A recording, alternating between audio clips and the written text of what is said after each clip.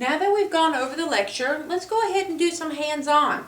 So we have an infant that we are called out for to a residence, and Mom said she was feeding the patient some cereal. Patient began to choke. Mom tried to see if anything was in the airway. She tried sweeping her finger like all moms do. She didn't see anything. She called 911.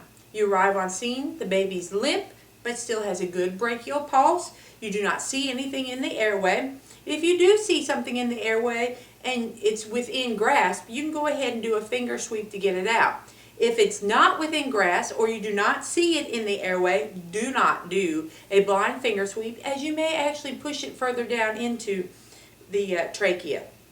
So our patient here is trying to cough it up. She is weak and she is getting a little cyanotic, but we're going to go ahead and try the foreign body airway maneuver system. So for a patient, we're going to cradle his hands in our head. Little infants cannot control their heads, so we want to try and help him to prevent spinal damage or cervical damage. So we're going to go ahead and hold the patient so the head is downwards.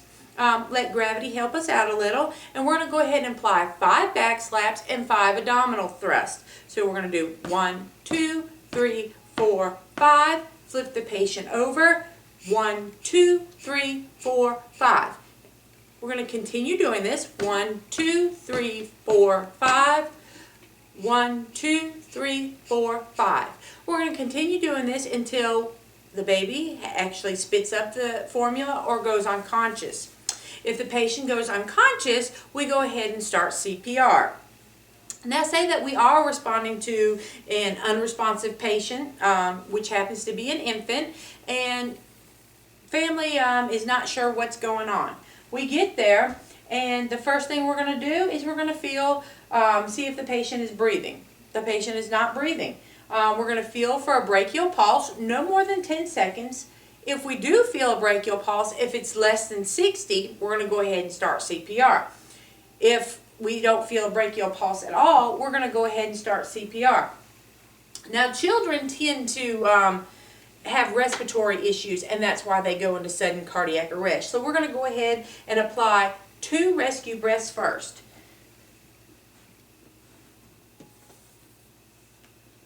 Now for our patient, they have big heads, so their heads tend to overextend their neck. What we want to do is have their neck in a more neutral position called the sniffing position, so that the nose is up just a little bit, but it's not with the big head. As you notice, there's a big gap in here, so as I start doing compressions, this big gap is going to flatten out, and it's going to cut the baby's circulation off, respiratory off, because that trachea is going to have pressure placed on it. So what we want to do is we want to put something behind the shoulders. Something simple. What baby doesn't have diapers around? Go ahead and take some diapers, put it up under the baby's shoulders, and if you notice the trachea is more midline now, it opens it up. The baby's head is not pushed forward. So 19, 20, 21, 22, 23, 24, 25, 26, get our mask ready, and 30.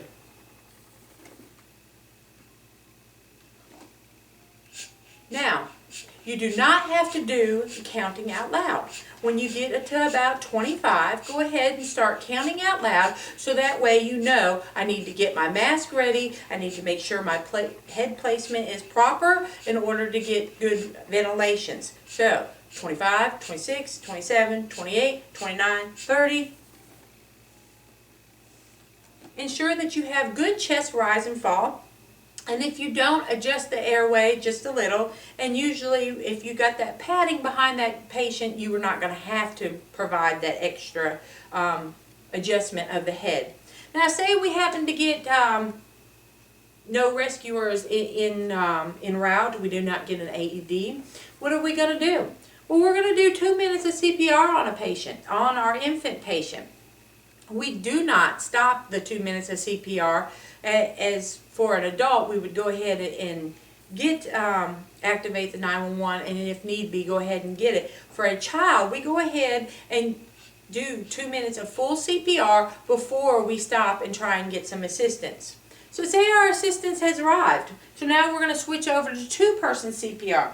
2-person CPR is hand circling around the chest. Again, you're going to place your thumbs just below the nipple line, and you're going to provide your compressions.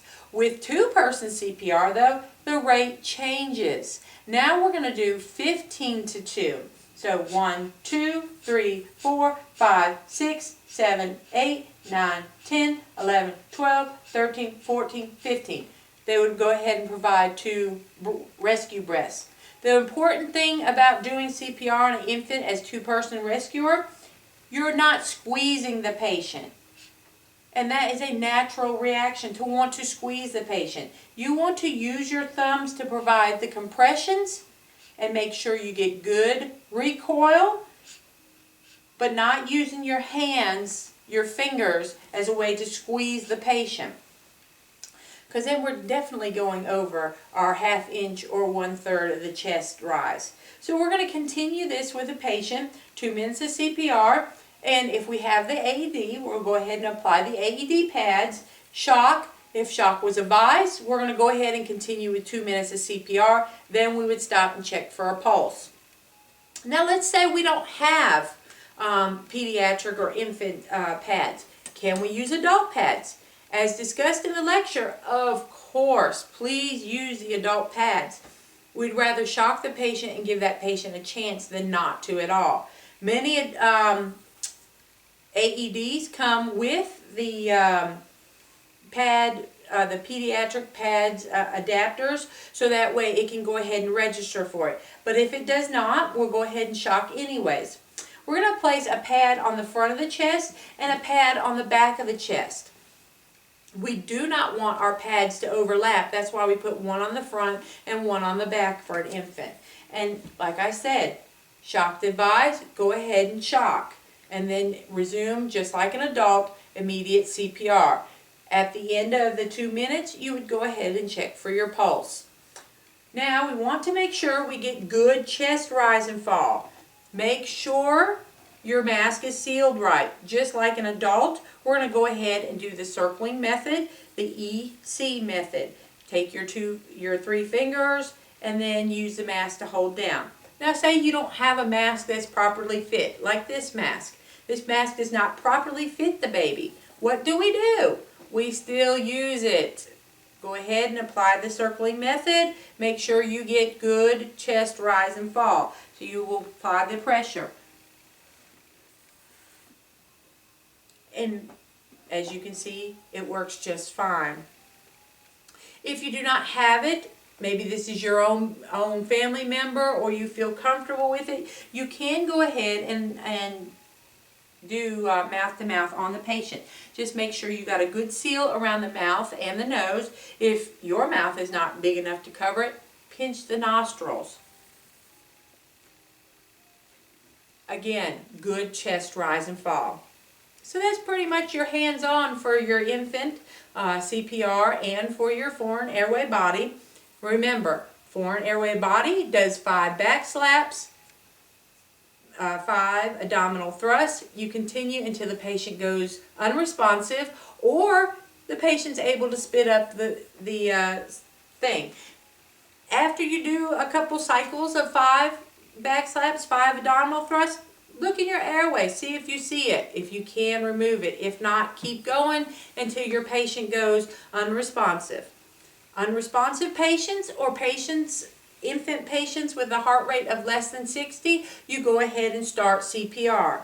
You can do 1-person CPR, just pad something behind the shoulder so you get that good airway alignment. 2 firm fingers in the chest. 1-person CPR, you're doing 30 to 2. You have 2-person CPR, you would use the thumb encircling method just below the nipple line and do your compressions. This time 15 to 2. Make sure your ventilations get good chest rise and fall. Sudden cardiac CPR required for infants is usually due to a respiratory failure. It is very important that an infant get those 2 rescue breaths. Anybody have any questions?